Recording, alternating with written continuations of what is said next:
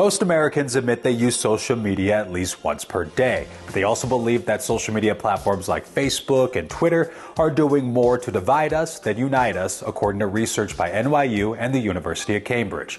So I spoke to some of the experts in that area about where this division comes from and what things on social media platforms actually unite us. The advent of social media has changed the information environment dramatically for individuals. It's not so much the internet, but rather the fact that the internet is always on us. I think that is pretty compelling, is a pretty compelling argument in terms of the shift in how we access our information and what that does to us as a society. This is the age of social media, where you go to update your life, stay connected with friends and family, and now where a lot of Americans go to get their daily news and information. Well, I think you can think of social media like you can think of any tool. So a hammer, for instance. I can build a house with the hammer. I can hang art on my wall. I can fix things that need to be fixed.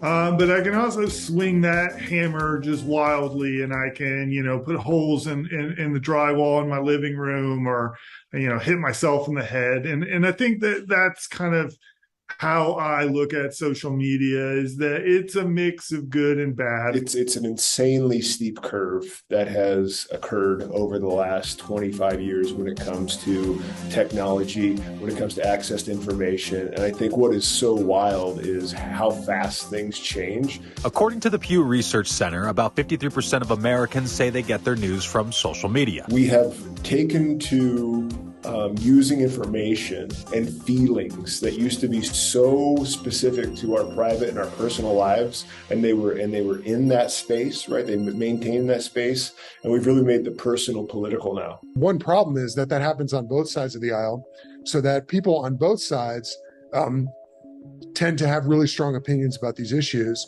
and then they can lose the nuance. A lot of the times things aren't black and white, they're shades of gray, and we can lose that because we get into this habit of sort of arguing from the position that we have. And because we tend to be caught up daily on current events via social media or digitally, a lot of Americans think that this can be doing more to divide us than unite us. 64% of Americans believe that social media platforms do more to divide us, according to the Pew Research Center, something a lot of experts in psychology and communications aren't surprised about. A big part of social media interactions are people presenting or discussing really strong opinions on certain issues or topics. You see these incredibly polarizing responses around these topics, and those are the responses that seem to gain the most traction in this viral world that we live in. This new age of information, social media, the internet, is uniting kind of, but then also at the same time dividing. Is that correct? Yeah, uniting within communities and dividing between communities, I would say. There's this idea called an echo chamber, which is something that I'm sure many viewers are familiar with, which is that you can get inside a little bubble where everybody is getting the same information. It can be misinformation, but it can be very hard to break out of that. And one reason for that is because we tend to trust those in our community. And so if counter information is coming from outside our community, it's easily dismissed. Social media services give users a platform to share their thoughts, especially political ones, whether it's climate change, COVID, or racial and social issues. However, some of this divide, according to experts, is due to the access to information, but more so misinformation. Another reason for this division is that people tend to discuss their political views only with those who align with their ideology. When we're arguing about these complicated social issues, as individuals, we actually don't know that much about them. We might feel that we understand them to a certain degree, but they're often very complex. And yet, everyone that you talk to online seems to have really strong opinions about these complex issues. So then the question becomes, why do people have such strong opinions?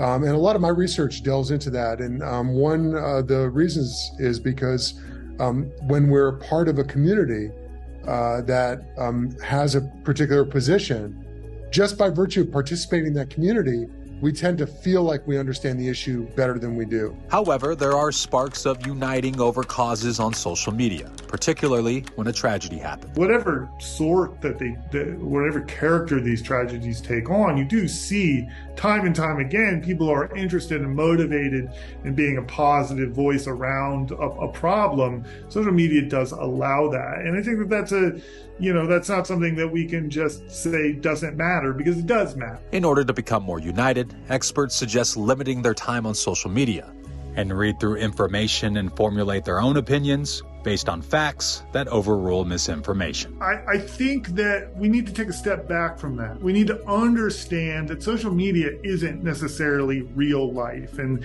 the negative opinions that it evokes or the perspectives that it pushes us towards having, these aren't healthy for the society in general, but for us as individuals. And so I think we need to take a step back and say, do I need to spend all of my time on these platforms, or how much time should I spend? Come up with a plan. I'm Thomas Hoppo reporting. More to come on The Race. Stick with us.